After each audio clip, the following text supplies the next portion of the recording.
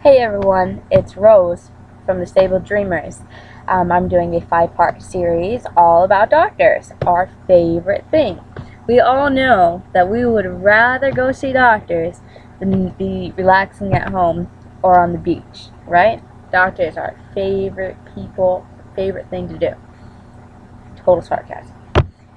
The 5-part series is questions to ask before your doctor's appointment, things to bring to your doctor's appointment, questions to ask at your doctor's appointment, questions to ask yourself after your doctor's appointment, and 5, other times to call your doctors. Today we are talking about questions to ask before your doctors. I don't encourage you to call the receptionist or speak to the nurse and ask them all 12 questions that are on this particular list. I encourage you to maybe ask the questions over a period of time, or if you have a rescheduled visit, ask some of the questions and then call back later, because they're just, if you call and you ask all 12 questions, they're just going to get really annoyed with you and they're just going to look at you like you are crazy. Number 1, I put, what do I need to bring? This is a very important question. We're doing actually a series all about things to bring to your doctors. But every doctor is different, and every doctor wants you to bring certain things. Some people will want you to bring your pill bottles, and some people want you to bring all kinds of stuff. We'll leave it at that, because we're doing another video on that particularly. Do I need to be fasting? You'll have to do blood work and labs sometimes, and you'll need to be fasting for that, or even for certain tests, and you'll need to be fasting.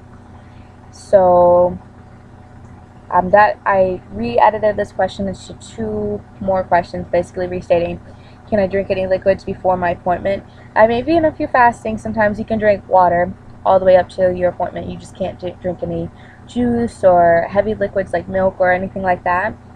Some doctors, you'll have to stop eating at midnight, but you can have drinks up till 5 in the morning, or 2 hours before your appointment. So it's just very important to ask this question, because fasting is just a general term, while as can I drink liquids before my appointment is a very more specific term.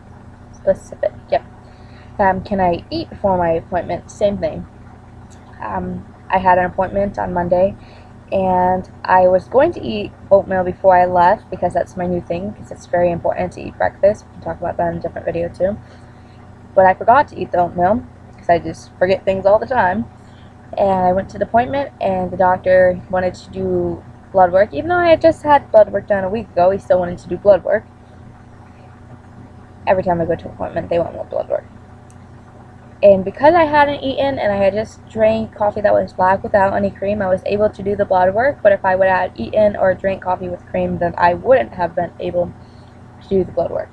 So, can I eat any food before my appointment is a very, very important question to ask. And you'll find out, though, doctors will tell you, oh yeah, that's fine. But then they'll be like, oh, did you eat at your appointment? So if you have an early appointment, like 8 o'clock, then I would just encourage you to maybe bring a granola bar and wait till after your appointment to eat. Yeah. Okay, what should I wear to my appointment? This may seem like a very odd question to all of you, but it's actually a very important question. I do a lot of radiology tests personally, and I don't like changing into gowns. They feel too open. I just feel like a lot of anxiety. And also, a lot of doctor's offices and hospitals are very cold. So you'll change into gowns, have nothing underneath them mainly, most of the time, and you'll be freezing. But if you wear, if you stay away from, if you're a female and you wear bras, if you wear a shirt with a built-in bra, like a swimsuit, like this has a built-in bra in it, and then some shorts without buttons. I've talked about this before. Personally, I don't like button pants. I just kind of like pants that don't have buttons, because they're really hard for me. But you'll be really good, set to go. Even if you don't have any radiology tests, if you go to cardiology, like if you're a cardiology patient, and then they decide they want to put a Holter on you or a monitor. Like I had something like this, but it was a Holter, so it has 6 wires or 4. And I was wearing a dress the day that I went, and it was just kind of really awkward because then she was like lifting under my dress to put the wires on, and you can't do them yourself for that particular device. And so it would have been better if I would have wore shorts and like a shirt like I have on now, that she can easily reach under and put the wires on. Same with any kind of every time I go, mainly this was a different kind of cardiology doctor though, then they just hook me up and listen to my heart and see the rhythm. And yeah, so what you wear to your doctors is very important, and comfort is a very big thing, especially if you have a disability. For me at least, and mainly most other people that I know personally, because we get very uncomfortable and we're already in pain a lot of times due to whatever illness we have, so comfort is a very big thing. Is my medical insurance info up to date? This will save you a lot of time. If sometimes there's a lot of new doctor's office, they have this new system that they actually like run your medical insurance at the time of your appointment. So for example, in another terms, if you go to a hotel and you have a debit card or a credit card, debit or credit, when you get there, even if you didn't stay yet, they'll run your card for $1 to make sure that is a active card, that it's not locked, it doesn't have any restrictions, and they'll run it for $1. And then after you stay the night, then they'll run it for the full amount, so $70 for wherever you stay. Doctor's office are kind of like the same thing. They'll kind of run it for like a pre-charge and to make sure it works, and then they'll run it after. So if you just give them your like number and everything before the appointment, save you a lot of time. Also, I would like to mention, even though I'll repeat this and things to bring to your doctors, you always want to have your medical insurance number. It's very important. Am I seeing the doctor himself or the nurse practitioner? This is another very important question to ask. The nurse can do a lot of things, but there are certain things you do need the doctor for. For example, for one of my appointments, I wanted to get one of those parking permits, so you don't have to park at the back of the grocery store. If you go, you can park in the disabled spot. The nurse could not sign it. They needed the doctor's signature because the doctor was the person that diagnosed me, so they needed the doctor's signature. But although all my other documentation, the nurse can mainly sign. So that's one thing. And the doctor, when it comes to medicines and how you're doing on medicines and things, you want to see the doctor instead of the nurse. The nurse, if you're doing good on whatever treatment you're on, if you're just kind of there to say, hey, I'm here, the medicine's going well, I'm feeling a little bit better, I have a concern about this, and the nurse is a good person to talk to. But if you need to discuss the medicine's going horrible, I'm having all these reactions to it, I am getting worse, then you need to talk to the doctor. It's very simple. Number 8,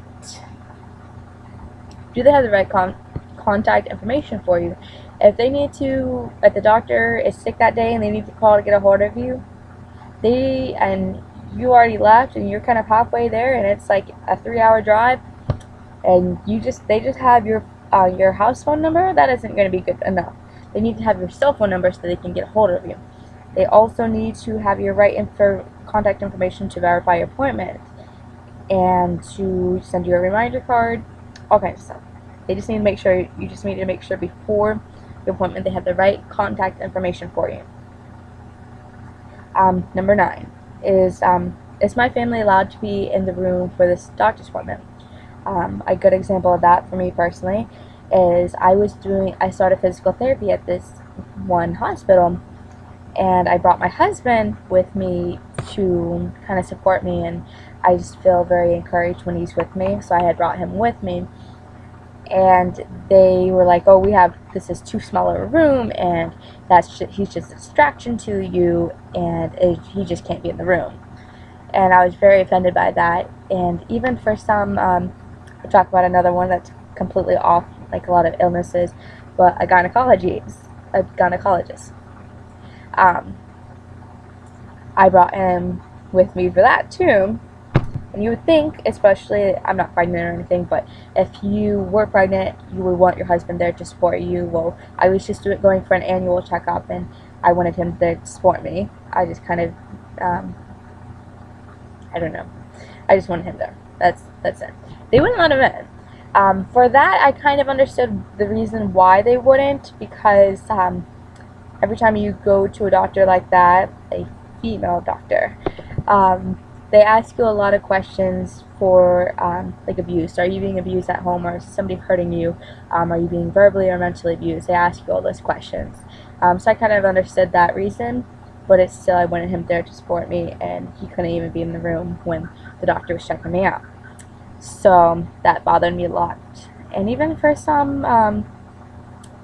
like he could go to, when I had my upper endoscopy done, he could be there, and they didn't even want him to be near my bedside, but he was, and they didn't want him there when they gave me the medicine to put me to sleep, but they made a exception. But he wasn't allowed to be in the room when I had my upper endoscopy done.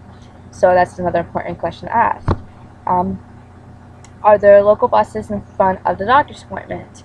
If your car breaks down, or they give you any kind of medicine to make you go to sleep, or you do any blood work, and you just can't drive home, or you have set medical transportation, and for something happens and they can't bring you home, you need to have another alternative. So this is another good question to ask. Number 11.